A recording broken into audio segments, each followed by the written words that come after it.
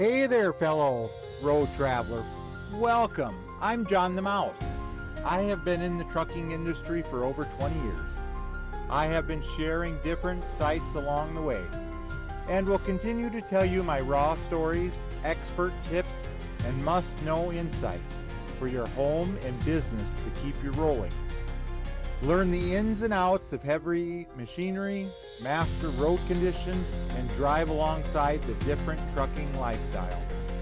Whether you're a driver, traveler, gearhead, or just love the cheese of the matter, gear up and let's travel this great highway together.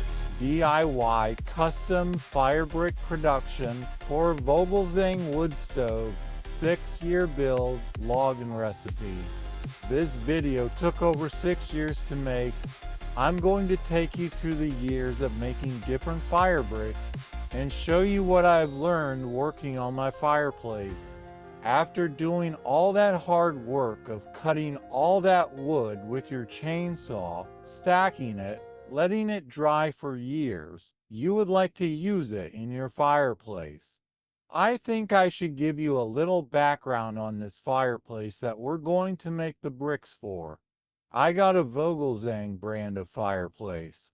I purchased it after the stricter limits for new wood stoves and other wood heaters to have less particulates.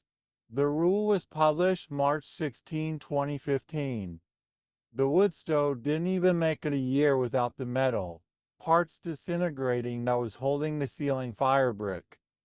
There were two parts to the ceiling of firebricks. Perlite was one thin piece that touched the automatic damper. Then we had 4 firebricks under that sat on the metal frame. I'm going to see about giving you a side view here to help show it a little bit better. We have the fire on the bottom here as you start the fire. The flames will go up and go against the ceiling. It'll work its way to the front of the stove and wrap around the metal frame to come on top of the firebrick, through this top of the stove, and the damper to the back side of the fireplace where the chimney is. That is, where the smoke leaves the fireplace. I can't remember if one of the firebricks on the ceiling lost a corner during the first year, or it happened during the second year, but I know at the end of the second year I made some bricks for the ceiling. They did not last at all. I came to the realization that they had to be too thin. So for the next batch, I combined the 2 layers into the 4 bricks. I added that perlite section into the brick. Now it was easier to install and they didn't break. During that time I made 2 different forms. Thinner one. I started with a thicker wooden mold that I ended up keeping. Now I just use some scrap pieces of wood laying around. They are cheap, reusable, and forgiving. I had other problems with the fireplace, but we're going to stick to just the fire brick in this video. It was 2019 during the 3rd year when I started getting a lot more cracks on the fire bricks on the walls. They had a lot of different size bricks for this fireplace. I wasn't going to make all these different size forms. I came up with a game plan. I was going to make a form that combined 3 bricks into 1 big brick. In the end, I would only have 4 forms to deal with.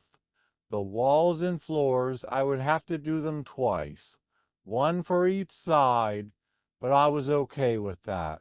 The first batch of mix I did, I put 50% perlite and 50% of castable refractory cement. I would put it in a bucket and mix it up and put it in the form. You can see that they don't look too bad for my first try. They lasted 5 seasons of burning, longer than the ones that came with the fireplace. But that's not good enough for me. I'm trying to save money, not replace the fireplace every year or every other year, or be forced to buy their replacement parts that will fail just as quick, just to keep you coming back to buy more from them. So this time in 2025, I decided I'm going to step up my game and try another recipe for my firebricks.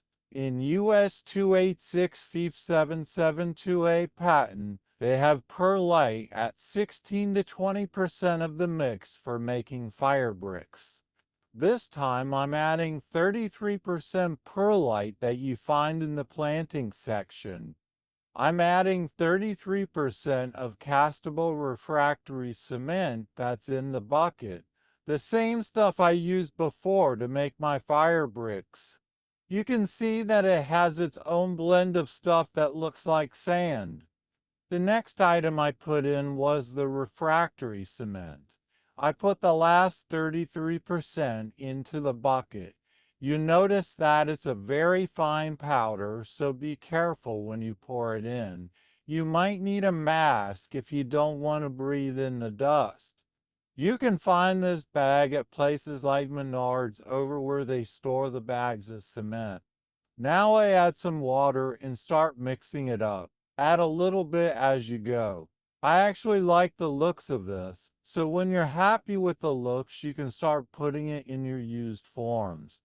Remember, these forms don't have to be fancy like I said. These were used from scrap pieces of wood. I put no cost into it. Even some of the screws are used holding it together. At this step in the game, you're adding the mix to get the forms filled up to the top. As you can see, I use another piece of wood to make sure it's nice and level, at least the one side anyways. When I was completed filling the forms, I stacked them on top of one another. I put a spacer in between each one so I can still get airflow. Now I let the firebricks sit in the form for at least a week until I can get back to them to take them out. I find unscrewing a couple of the sideboards help in getting them out. Now the completed firebricks I start putting in the fireplace. Time to mix up another batch of firebricks for the other side of the fireplace. Now after you get these new ones out of the form and put into the fireplace, you can finish putting the fireplace together. Once it's all complete, look it over. Once you're satisfied how it looks, we are going to start a small fire inside the fireplace. Don't skip this step. This small fire is very important in the process. The heat from this fire is going to help with the curing process of the firebricks. This small fire isn't going to be getting it up to full temp. We want to make sure it's about half the temperature that it would produce. If you get it up to full temp too quickly, it is possible that there is moisture inside the brick, and that steam will build up and it will actually explode the brick. After a few hours, I will start another little fire to start the process over again, just a little bigger than the last fire. We are trying to get the temperature up just a little bit higher than the last time. We want to slowly work up to our operating temperature. For myself, I have waited to fire the full operating temperature until it becomes wintertime. That just gives it a few more months more to cure. I can safely say after one fire season that it made it through and looks like it'll make it through another year. Remember, these firebricks aren't just regular bricks, they're engineered firebricks that can endure temperatures up to 1800 degrees Fahrenheit without cracking. Their high alumina-silica ratio lets them store heat, improve combustion efficiency, and protect surrounding masonry from thermal shock. Think of them as the thermal armor of a fireplace, extending the life of your fireplace by decades. I truly appreciate you spending time with us today. Thank you for watching. I would love to see you as part of the John the Mouse University. I can't wait to see you there. Here's a few videos you might enjoy. Thanks again. Until we meet again.